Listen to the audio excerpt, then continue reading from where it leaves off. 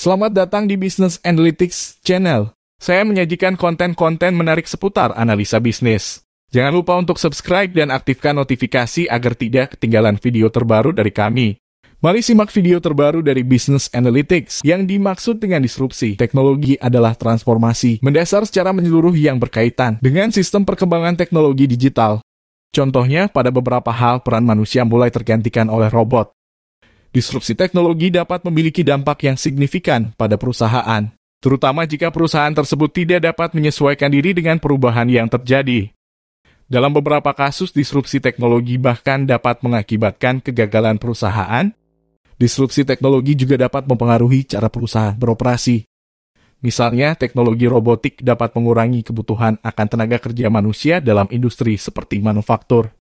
Ini dapat menghasilkan efisiensi dan penghematan biaya, tetapi juga dapat mengakibatkan pengangguran. Namun, disrupsi teknologi juga dapat menciptakan peluang baru bagi perusahaan yang dapat mengeksploitasi potensi teknologi tersebut.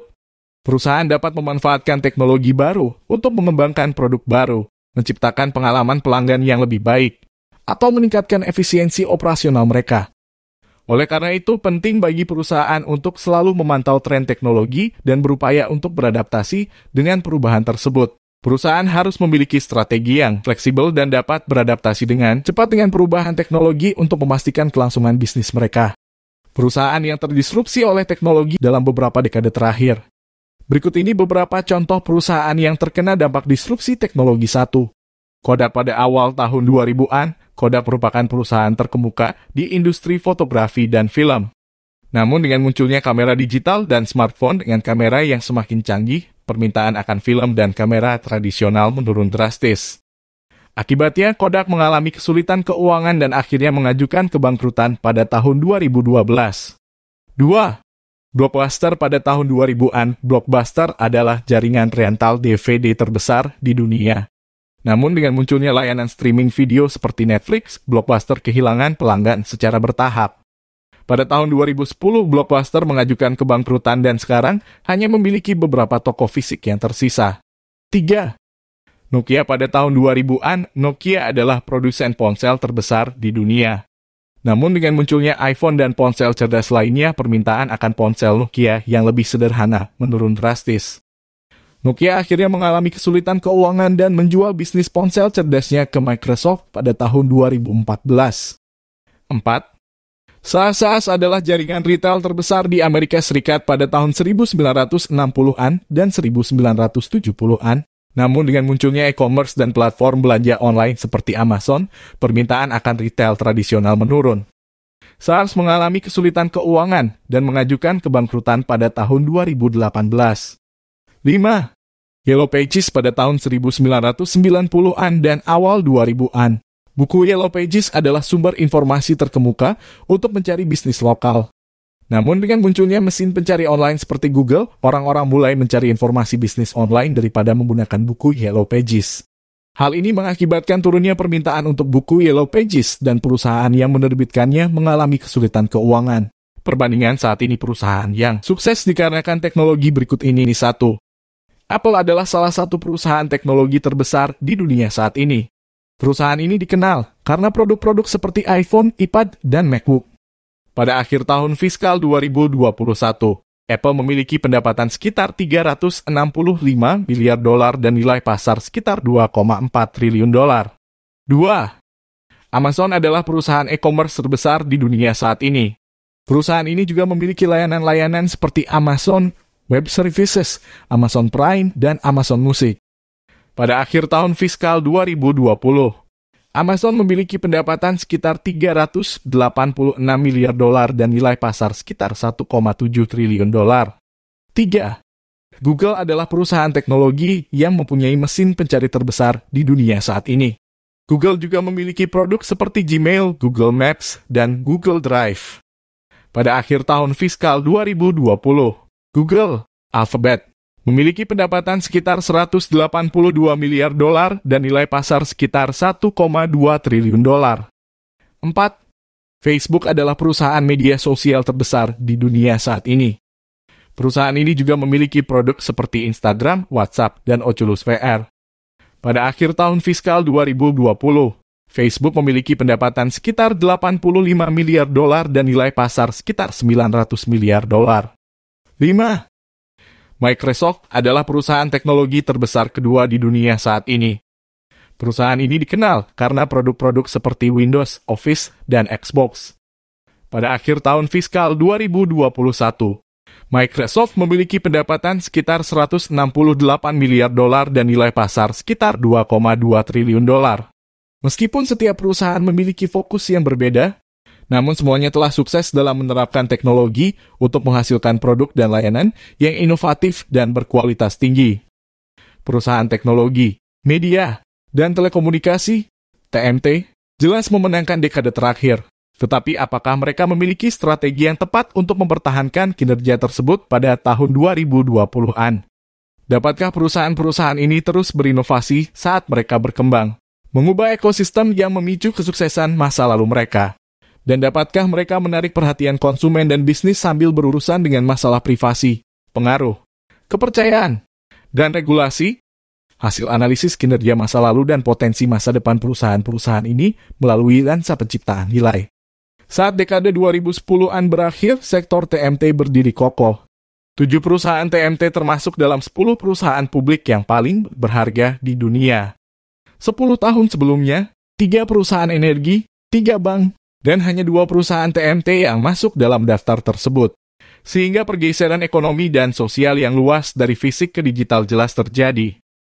Hasil analisis BCG penciptaan nilai berdasarkan Total Shareholder Return, TSR, selama 5 tahun. Apa itu TSR?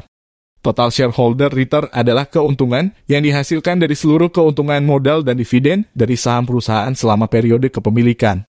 Ukuran ini digunakan oleh investor untuk menentukan keuntungan yang dihasilkan dari kepemilikan saham mereka. Dalam rentang waktu yang meratakan, fluktuasi dan mengungkapkan dampak pilihan, strategis dan operasional pada garis bawah pemegang saham yang sebenarnya. Di tahun 2010-an akan dikenal sebagai dekade media sosial, smartphone, streaming sharing, machine intelligence, dan cloud. Banyak perusahaan-perusahaan TMT teratas menaiki tren tersebut untuk mencapai puncak yang tinggi.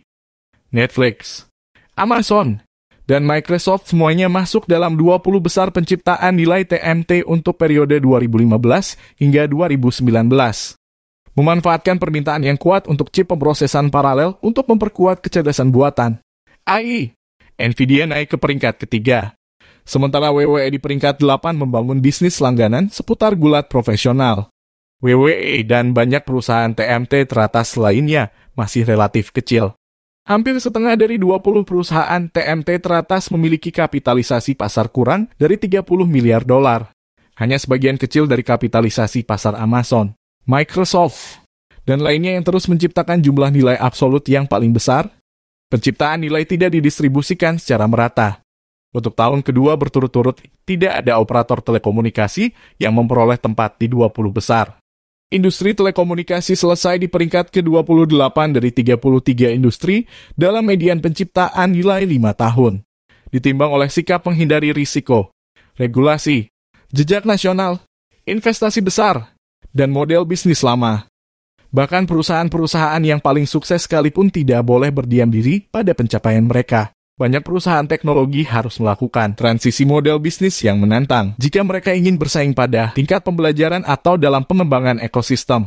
Sementara itu, perusahaan media tradisional kesulitan membangun bisnis direct to consumer dan langganan di tengah lautan konten gratis. Banyak perusahaan ini perlu mereinventarisasi dan mengubah diri mereka sendiri dengan dalam seperti operator telekomunikasi. Terutama performer bawah dalam teknologi dan media tidak berkinerja lebih baik daripada performer bawah dalam telekomunikasi. Untuk setiap perusahaan yang telah membangun bisnis berlangganan yang sukses seperti Prime Video Amazon, layanan streaming video nomor 2 di AS, atau Apple Music, yang memiliki lebih banyak pelanggan berbayar di AS daripada Spotify. Ada perusahaan lain yang mungkin berjuang untuk relevansi pada tahun 2020-an. Situasi mereka memerlukan langkah-langkah besar, bukan hanya kenaikan efisiensi. Di pasar AS, misalnya, operator menempatkan taruhan pada pemrograman TV dan film fitur. Beberapa tren global yang membantu mendorong pertumbuhan pada tahun 2010-an mulai memudar. Jumlah pengguna internet tidak akan meningkat lebih dari 2 kali lipat dalam dekade mendatang, seperti halnya pada dekade sebelumnya. Tingkat adopsi smartphone juga mulai melambat bahkan di pasar yang sedang berkembang. Kecerdasan buatan hampir pasti akan memainkan peran yang semakin besar pada tahun 2020-an. Dekade ini juga kemungkinan besar akan melihat kemunculan massal yang ditunggu-tunggu dari augmented reality dan virtual reality. Di sisi lain, pertumbuhan global berisiko melambat. Ketegangan perdagangan AS-China semakin meningkat didorong oleh sengketa perdagangan dan masalah keamanan nasional. Perusahaan semikonduktor AS dapat menghadapi pembatasan ekspor, mengakhiri periode penciptaan nilai yang kuat dan merusak kemampuan industri untuk mempertahankan kepercayaan di tengah meningkatnya tekanan regulasi dan kekhawatiran terhadap privasi, keamanan siber, dan disinformasi. Peraturan dan kepatuhan akan menjadi lebih penting daripada sebelumnya. TMT Companies perlu berkuat sistem keamanan mereka dan mempertahankan kepercayaan pelanggan dan pengguna dengan transparansi dan integritas yang kuat. Meningkatkan kemampuan dan kapasitas dalam beberapa tahun terakhir.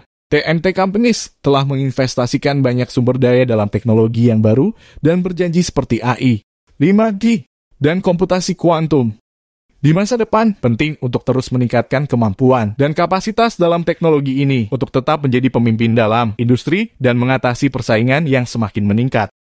Kesimpulan dari fenomena disrupsi teknologi untuk menghadapi masa depan adalah bahwa inovasi teknologi terus mendorong perubahan besar dalam berbagai aspek kehidupan manusia. Hal ini menciptakan tantangan baru bagi organisasi untuk dapat beradaptasi dengan cepat, adaptif, dan memanfaatkan teknologi yang ada untuk meningkatkan efisiensi, produktivitas, dan kemampuan bersaing. Sementara disrupsi teknologi dapat menimbulkan ketidakpastian dan bahkan mengancam pekerjaan tertentu. Hal ini juga membuka peluang baru untuk menciptakan pekerjaan dan meningkatkan kualitas hidup secara keseluruhan. Oleh karena itu, penting bagi organisasi dan individu untuk mengadopsi sikap yang inovatif dan terbuka terhadap perubahan, serta mempelajari keterampilan baru yang diperlukan untuk mengikuti perkembangan teknologi. Untuk perusahaan, terdapat beberapa hal yang dapat dilakukan dalam menghadapi disrupsi teknologi dan menghadapi masa depan. 1. Membuat perencanaan jangka panjang. Perusahaan harus membuat perencanaan jangka panjang yang mencakup strategi untuk menghadapi disrupsi teknologi dan perubahan pasar yang mungkin terjadi di masa depan. 2. Terus belajar dan berinovasi. Perusahaan harus terus belajar dan berinovasi untuk mengembangkan produk dan layanan yang dapat memenuhi kebutuhan konsumen yang terus berubah. 3. Membangun kemitraan. Perusahaan dapat membangun kemitraan dengan perusahaan teknologi dan startup yang dapat membantu dalam mengembangkan produk dan layanan baru.